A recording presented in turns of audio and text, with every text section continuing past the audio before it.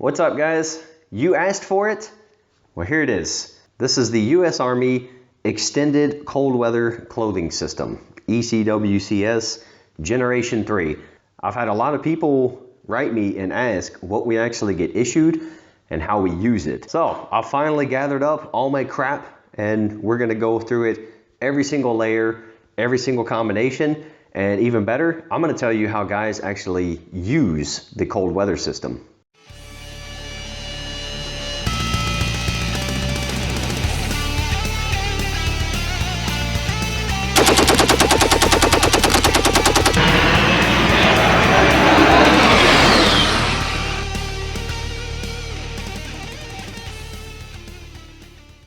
Okay, so I'm just gonna give you guys a quick pan shot of it. This is almost the entire ECWCS. I forgot one piece of clothing at home. No big deal, I'll still go through it with you guys and we'll be all right. Okay, so I apologize for being so far away, but I just wanted to try to give you guys a good view.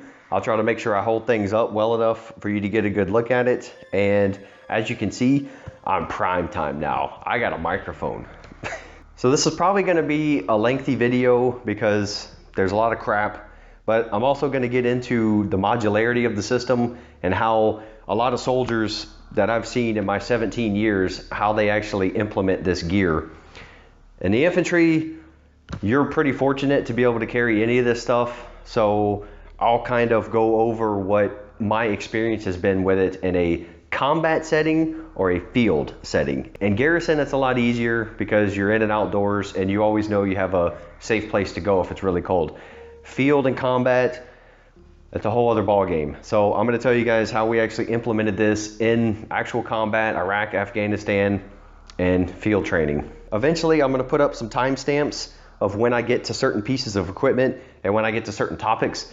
If one of you high-speed individuals would like to do that for me, I would appreciate that because it's probably going to take me a few days to figure it all out. So if you want to skip around, look down below and you might see those timestamps already. So this is the ACU issue, the grandma's couch pattern, but these are your silk weights. That's the base layer. When we got the original version handed to us in Mahmudiyah, Iraq in 2004, these were black. And so we all put them on and ran around at night. And still to this day, a lot of guys that I know, they refer to these as the ninja suit or ninja top and bottom. But that's your silk weight, base layer, ninja pants. Okay, so this is the combat shirt. This is actually my multicam version that I got issued for Afghanistan. And I just wanted to bring this into the picture because I'm gonna show you how a lot of times we will use this in combination with the cold weather gear. Because this is way more comfortable. People think this is only for summer, but this is a lot more comfortable when you're wearing gear, definitely. So next up from the base layer, we got the, so this is your mid-weight. And a lot of guys, especially in the grunt world, we just refer to this as a waffle top. Obviously, because of the grid system in there. So when you hear waffle top and bottoms, that's what that means. I left my pants at home, but it's a similar fashion. You have this grid system, pretty good moisture wicking. We're gonna get into each piece individually later. So now we're gonna kind of escalate up the chain based on cold weather, and then we'll get into the application. So the next layer up, a lot of guys, if it's just a little bit cool, they go into this wind breaker. And as you can see, this is how much I think about it. I never even took the tags off because I tried my multicam one in Afghanistan. I thought it was complete crap. It didn't stop the wind, didn't keep me warm at all. So never worn this thing again. I'm just keeping it clean till I turn it in. So once we get into wetter weather, this is your ECWCS wet weather top and bottoms. These are the bottoms. But you got your Gore-Tex tag right there. So there's a lot to say about the wet weather gear. I'll get into that later. Here's your top. And it also has a good coating in there. This stuff's pretty warm, but wet weather top, some people call it a wet weather parka. Nothing special about it. So as we get into colder temperatures, this is your first kind of shell style thing. And this is what we believe replaced the Gore-Tex jacket that we used to wear. We had it in DCU and BDU pattern, but the only difference is, so as you can see, it's got a collar for a hood, and it's a lot lighter and thinner, so it's definitely not as warm as the Gore-Tex, by no means. You know, you got your pockets and all that stuff in there. The downfall is it doesn't have any kind of waterproofing or water resistancy. Whoops. Who shut the lights off? We have these automatic green lights that turn off, and fluorescent lights suck. So in my office, we just keep the damn thing taped so I can sleep after work and not have the freaking light come on. What I was saying about this shell, it's not waterproof, it's not even water resistant. This is still a pretty lightweight jacket. You're not gonna be wearing this if it's really cold. Again, we'll get into applications later. So the bottoms for this, I never pulled them out. I'll explain why later. But these are your cold weather soft shell bottoms. So these kind of replace the Gore-Tex bottoms. They're like this jacket. They're not that thick, so that's why they're in the wrapper. I never used them. All right, so getting into the thicker stuff, this is your fleece jacket. It's about the same thickness and toughness of the ACU version, the grandma couch pattern. They added this ventilation system. You got your name tape, freaking Velcro. The fleece seems to be a little more hairier, if that makes any sense. But again, I don't like this thing because you have to wear other stuff over it, or if there's wind, you're freezing. So I would just skip to the bigger stuff. We'll get to that. So getting into the heavier stuff, this is the 7th layer of the system, what they call it. So that is your Parka Extreme Cold Weather. It's just a giant freaking very fluffy jacket. It's very comfortable, it's very warm, and I have a lot of things to say about this one. This is an amazing jacket. You can find these for about $50 on military surplus, even Amazon. I've looked recently just to check. For a civilian version of this that's really good and is gonna keep you warm, you're gonna be paying about $200, $300, $400. Those high-speed SF ones you see those guys wearing, they don't buy those because they cost about $700. So just another reason why I always push military surplus. So here's the pants for it. Nothing special, just super thick pants. And I haven't used these just because I've been fine with my waffle bottoms and cold weather pants. We'll get into that. This is for really cold ass temperatures. And even if you don't want to carry a sleeping bag, if you carry this stuff, which compresses a lot tighter, you can actually sleep in this stuff. And if you got a bivvy or something insulating you from the ground, you'll be okay in about freezing temperatures. So that's pretty cool. All right, and then, so one other item I'm missing is this hoodie.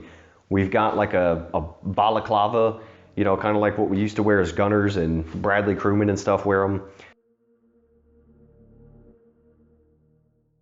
And it's okay, it's good to put under a helmet and stuff, but you know, you're not walking around in garrison with that. You'll get destroyed.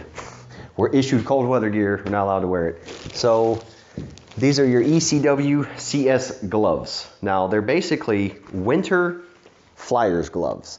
The only difference is the flyers gloves, the original ones, which I still use a pair to camp in, they're flame resistant, okay? So you could set up campfires, you could deal with really hot weapons and all that stuff. These aren't flame resistant, and it has a really big tag in here telling you, but it's got a Gore-Tex liner. These are really good in freezing and below temperatures. As long as you're moving around, these are great. I actually like these. This is the first pair of issue winter gloves from the US Army that I've actually been happy with. I mean, I'm a Mississippi boy. Cold weather's not really my thing. I like being out in it and stuff. I just don't like freezing my ass off. All the gloves before it sucked. Used to have this stupid liner that you would put over leather gloves. That got wet and then got cold. Didn't work that well. And then they came out with these really big puffy ones. They were also green, but they had these big black leather tips on them. And also, those would get wet, your hands would freeze. These are actually water resistant. They have an entire leather palm, so that's good. And they're just, yeah, like I said, if you're active, these are really great gloves. So going into the boots, I just threw these out there. These are the typical boots I wear, you know, until it gets below freezing. They're these Rockies, whatever. I've had these forever. I might do a separate video on these boots because I was always skeptical of Rocky because of their price. I got these a few years ago when I tore up my 511s, and I've actually done a lot of rucking in these. The 25 miler I did to raise awareness and funds for PTSD for veterans. I did the 25 miler in these on the beach in Mississippi. Freaking 100-degree weather, 90% humidity, and these were awesome. But these are pretty thick, so I actually am good with these in the winter in garrison and some field environments. Like if I'm just at the range and it's cold and dry, these are fine. I'll just wear thicker socks. Only when it gets below freezing and I'm outside all day do I skip to the actual winter boots. So these are the first generation winter boots we got when the ACUs came out, the grandma pattern. And they're, you know, similar as the Coyote Brown, so you can actually wear these in most areas. These are the ones that come with that liner that you can shove in there. It makes them super toasty, but they're already thick enough. So to me, if it's below freezing, I'm outside all day, I could just wear regular socks and I'd be fine with these. If I'm out at night and not moving a lot, put some thick socks on, good to go. So these are the first generation boots I got for Afghanistan. Just hold them up for you. You can see I've used the crap out of these. Where I was in Afghanistan, we were at about 12,000 foot elevation. There's a sheet of ice all the time when I was there, and it was bad. So I wore the crap out of these. But these are the initial winter mountain boots that we got issued. Vibram soles. These are really awesome boots. These are warm as shit, and they're also waterproof here, and all this is water resistant. I've walked through pretty wet snow in these. My feet always stay dry. So plus they have this little clamp right here. So when you cinch down on the straps, it stays locked, and that's pretty cool. There's another version of mountain boots, but they cost about $500 a pair. And I think they have a black leather toe, and it's a little bit darker brown. So if you want to go check those out, go look at those. But you can get these at an Army surplus store for I think 60 bucks nowadays. So awesome winter boots, and they're tough. I mean, they're heavy. You're gonna have to suck it up a little bit and get tougher to wear them. But once you break them in, you don't notice the weight anymore. They will keep your feet warm. So now we'll get to the sleep system. This is your typical modular sleep system. MSS, it's what we've been issued for years. We still call this the jungle bag. That's your 32-degree bag. And if you're sleeping in 32-degree weather in just your underwear, you're gonna freeze your ass off, unless you're from Michigan or something. So we'll get into that in a little bit, how you are supposed to sleep in those. There's the bivy, and I still got the grandma pattern. And this is your, I believe it's the 20-degree bag. So what a lot of people don't know, all Army issue equipment has instructions on them, how to care for them and how to wear them. And a lot of people don't read them. So I've seen a lot of guys talk about the MSS, and they put the jungle bag inside this bag. That's actually backward. This one goes into the jungle bag and then in the bivy, and there you go. And I don't know if it makes a difference, but that's how it's designed. So that's how I'm gonna wear it, because they test it to how it's designed, right? Beer break.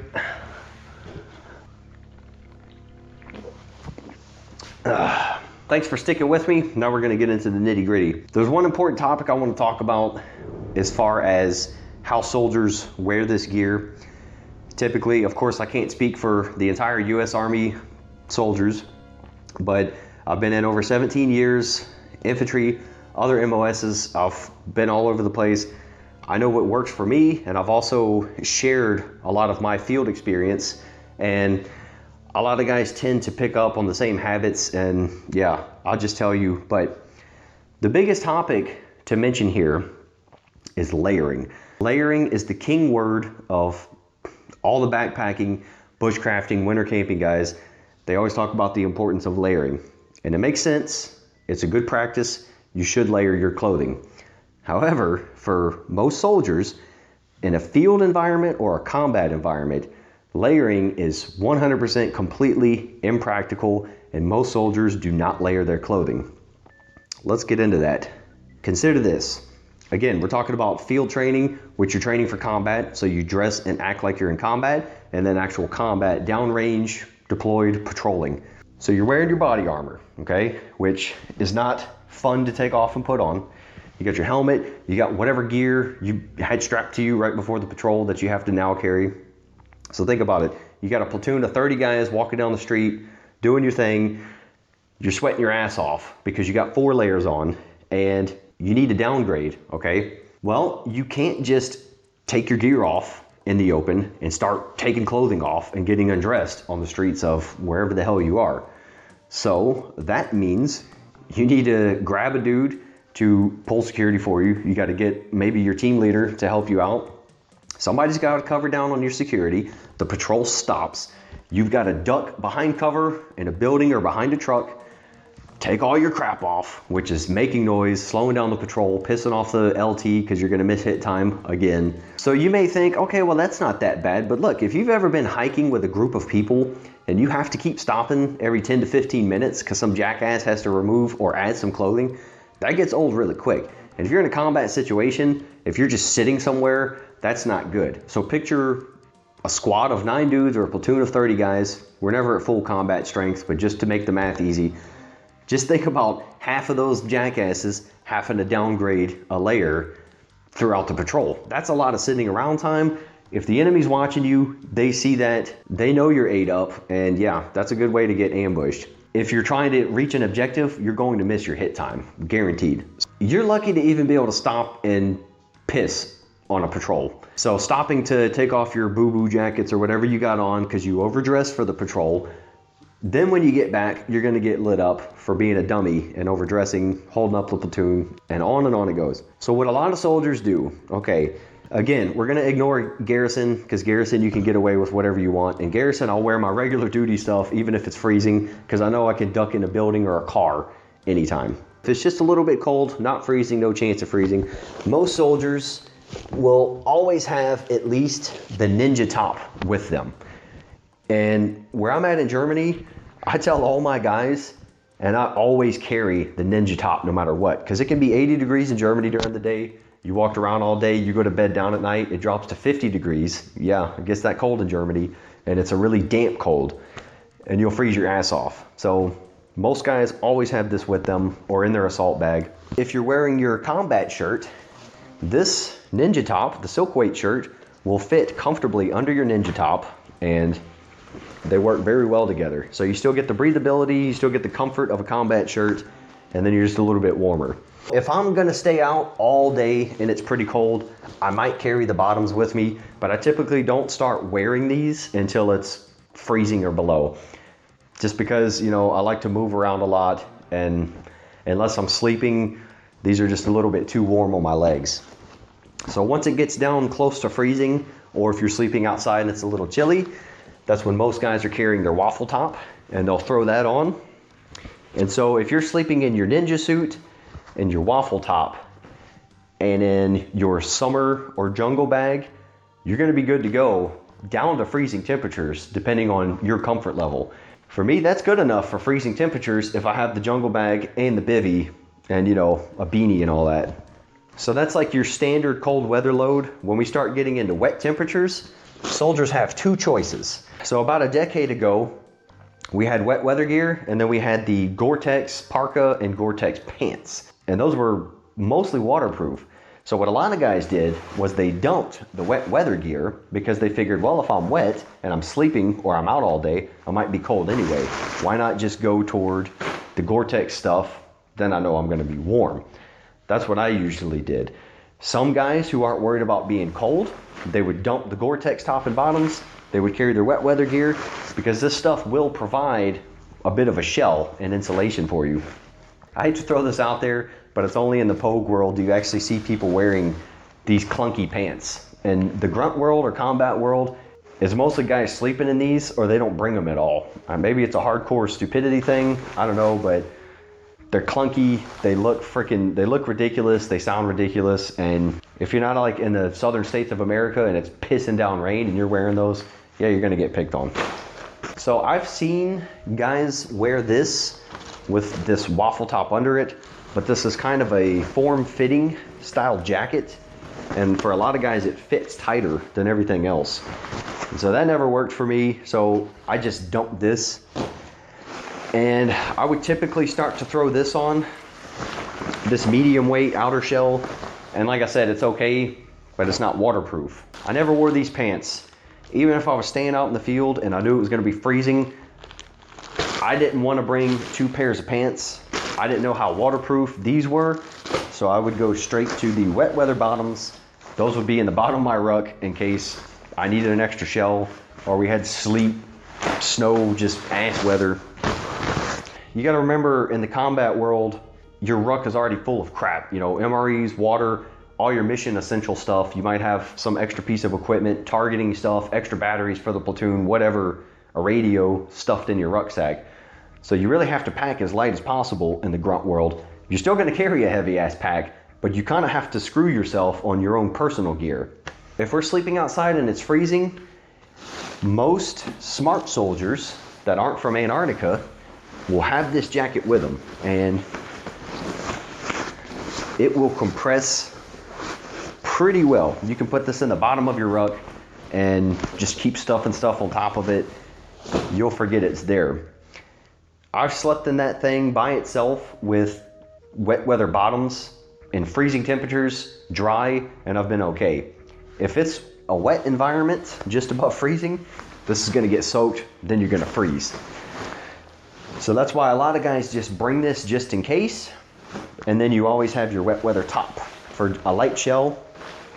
This thing is not gonna fit under your wet weather top, no way. You could force it, you're gonna look like an idiot, and you ain't gonna be able to move. So another reason why we use this to sleep in, or if we're in our patrol base or a combat outpost and you just want to be comfortable in colder temperatures, this is very uncomfortable to wear under your IBA or your plate carrier. It's just too fluffy. I've actually seen some like pogish type people put their vest on and then put this jacket over their vest. Obviously you could figure out what's wrong with that, because if you're shooting and you gotta reload, yeah, there goes that. The pants, in freezing dry temperatures, you can sleep in silk weights, waffle stuff, maybe take your uniform off because it's a little wet from walking. Throw these on, climb into your bivvy, and you'll be fine. If it gets way below freezing, you might get a little chilly, but you're gonna survive. So this fleece, I hate it. I can't stand it. A lot of people wear it in garrison. It seems like anytime it gets below 60 degrees, all the pogues start pulling this out and walking around post with it. The only fleece I ever liked from the Army was the initial black one. It's really thick, it's pretty heavy. It actually is a bit of a windbreaker, and it seems warmer. This never feels warm to me. If there's the slightest breeze, it feels like it just cuts straight through this. And I've tried it multiple times all over in the field in Afghanistan. I could never get into it. So the way I saw it, if I was gonna wear something this big anyway, because it's pretty clunky, why not just go with this? Okay, again, we're talking about combat and field environments. If you're in garrison and it's like 40 degrees, you probably ain't walking around with this, because you're gonna get tore up by some bored sergeant major that has to make himself relevant to the world. A lot of guys wear this in garrison because you're allowed to. I never could stand it, and people would say, oh, you got to wear the windbreaker over it. And it's like, okay, well, the windbreaker's already tight fitting, even in the larger size. What good is that going to do me when I'm walking around like a marshmallow man, when I could just look like a marshmallow man and actually be warm? So if you guys like the fleece, that's good for you, man. Like I always tell people, do what works for you. But this thing, I never got anything out of it that I couldn't get for this, and it takes up the same space. So I would always err on being warmer than bringing this with me and being cold as hell. All right, so now we'll get into the sleep system. You got the bivvy. So grunts, most combat people, they have either or a combination of their issued poncho and a bivvy. Poncho you can put up as a shelter. Bivvy is for obvious reasons, you know, or if you're 100% sure it's gonna be dry, you can go with one or the other, either the bivvy or the poncho, and the poncho can work pretty well. But if it's wet conditions and you don't have anything overhead, the bivvy is going to keep you drier than the poncho, guaranteed, because at least the bivvy closes up and you can seal yourself off from the outside.